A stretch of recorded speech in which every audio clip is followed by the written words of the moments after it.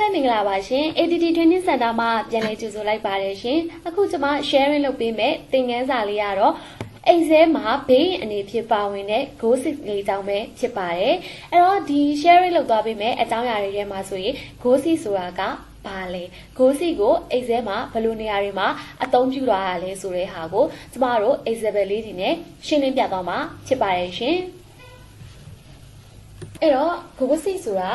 ဘာလဲဆိုတာကိုအရင်ဆုံးပြောပြသွားပေးမှာဖြစ်ပါတယ်။ gossip ဆိုတာကကိုကရလက်တစ်ခုကိုသိတယ်ပေါ့နော် output တစ်ခုကိုသိတယ်။ဒါပေမဲ့အဲ့ဒီ output ရဖို့အတွက် input ဘယ်လိုထည့်လိုက်ရလဲ input ဘယ်လောက်ထည့်လိုက်ရတဲ့အခါကိုသိကျင်တဲ့အခါမျိုးမှာဆိုရင် gossip ကိုလာသုံးပါတယ်ရှင်။ကိုကဥမာဆိုလို့ရှိရင်ကျမစီမှာပန်းနီး10လုံးရှိတယ်ကျမ9000ပေးလိုက်ရတယ်ပေါ့နော်အဲ့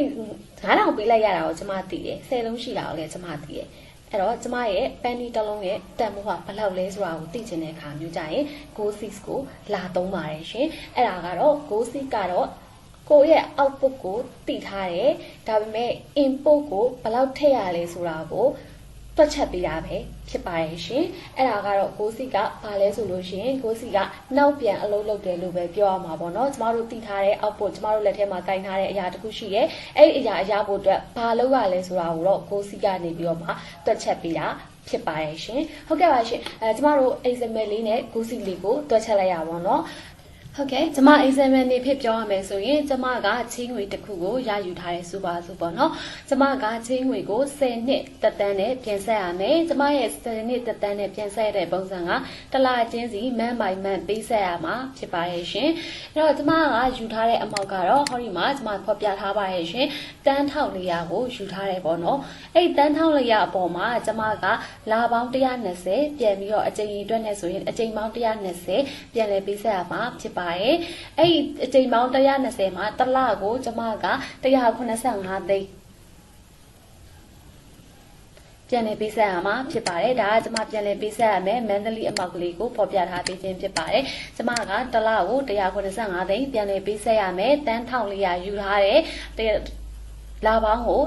အချိန်ပေါင်း120ပေးဆက်ရမယ်ဒါပေမဲ့အဲ့ဒီပေးဆက်ရတဲ့အချိန်ပေါင်းမှာကျမအတိုးဘယ်လောက်ပေးလိုက်ရလဲဆိုတော့interest rate ကိုကျမသိချင်တယ်ပေါ့နော်ကျမဟောဒီမှာ interest rate လေးကိုရေးထားပါတယ်ကျမ interest rate လေးကိုသိချင်တယ်ဟောဒီ interest rate ကိုဘယ်လောက်ပေးရတာလဲကျမသိချင်တယ်သိချင်တဲ့အခါကျလို့ရှိရင်ကျမတို့က gossip ကိုသုံးရပါမယ်ရှင်အခုလောလောဆယ် gossip ကိုမသုံးခင်မှာကျမတို့က monthly payment ကို calculation အရင်ဆုံးစလုပ်ရပါမယ်ရှင်အဲ့တော့ကျမဒီ monthly payment ဆိုတဲ့ဒီ7မှာ calculation စလုပ်မယ် monthly payment လို့ပြောလို့ရှိရင်ကျမတို့က PMT ဆိုတဲ့ formula ကိုအသုံးပြုရမှာဖြစ်ပါတယ်အဲ့အတွက်ကြောင့်ကျမက equal PMT ဆိုပြီးတော့မှ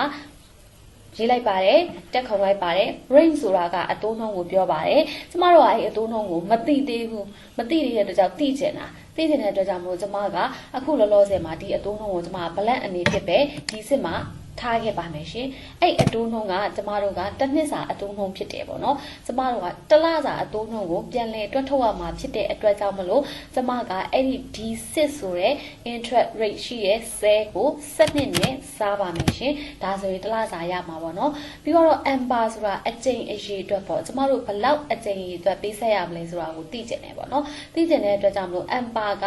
10 in men ဆိုတာကို amber လို့ပြောပါတယ်အဲ့တော့ကျမက D5 ကိုကလေးလေးသွား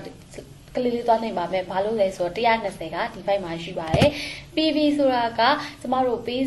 ချိတ်ယူထားတဲ့ amount ပေါ့နော်လုံး amount ကိုပြောတာဖြစ်ပါတယ်အဲ့ဒီအတွက်ကြောင့်ကျမက PV ကိုကလေးလေးတစ်ချက်နှိပ်ပြီးတော့မှ enter ခောက်လိုက်ပါမယ်ဒါဆိုလို့ရှိရင်တော့ monthly payment လေးထွက်လာပါပြီဒီ monthly payment ကဆိုလို့ရှိရင် interest rate မပါတဲ့အတွက်ကြောင့်များခြင်းလည်းများမယ်နည်းခြင်းလည်းနည်းနေမယ်ပေါ့နော်ဒါပေမဲ့ကျမတို့ကတည်ထားမှာကျမတို့ကတစ်လကိုပေးဆက်မှာ185သိန်းပေးဆက်မှာ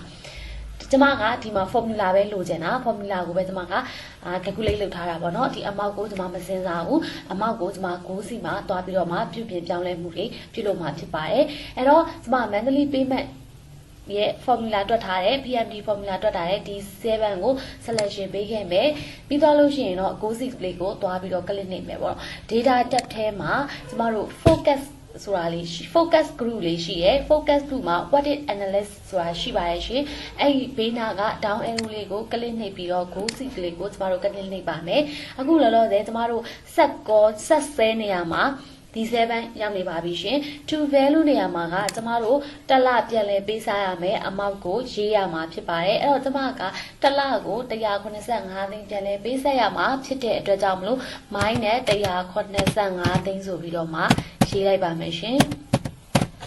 ဘိုင်းချင်းချင်းဆဲရကြတော့ကျမတို့ဘာကိုသိကျင်တာလဲသိကျင်တဲ့ sale rate ကိုတွားပြီးတော့မှ selection ပေးရမှာဖြစ်ပါတယ်အဲ့တော့ကျမတို့က interest rate ကိုသိကျင်တာ interest rate ကိုဘယ်မှာ show ပြကျင်တာလဲဆိုတော့ဒီစစ်မှာ show ပြကျင်တာအဲ့ဒီအတွက်ကြောင့်ကျမတို့ကဒီစစ်ကိုကလေးလေးနှိပ်လိုက်ပါတယ်ရှင်ပြီးရင်တော့ကျမ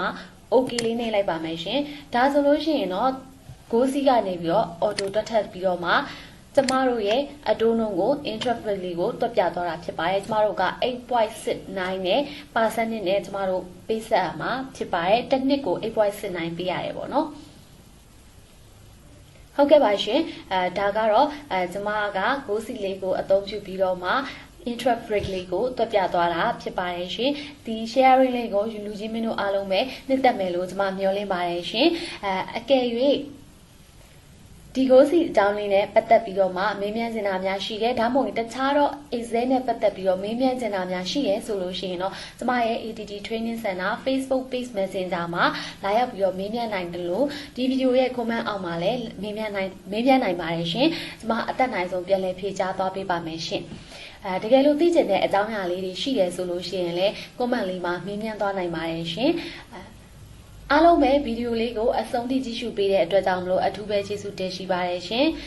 ကျမတို့ရဲ့ YouTube Channel လေးကိုလည်း Like and Subscribe လေးပြုလုပ်ပေးဖို့မေတ္တာရက်ခံတယ်လို့ကျမတို့ရဲ့Facebook Page Like and Follow လေးပြုလုပ်ထားပေးဖို့လည်းပြောချင်ပါတယ်ရှင်ကျမအစ်တော့သင်ခန်းစာလေးတွေကိုလည်းဒီမှာမျှဝေသွားပေးမှာဖြစ်တဲ့အတွက်ကြောင့်မလို့လူကြီးမင်းတို့အနေဖြင့် Like and Share လေးပြုလုပ်ထားပေးကြပါရှင်အားလုံးပဲအထူးပဲကျေးဇူးတင်ရှိပါတယ်ရှင်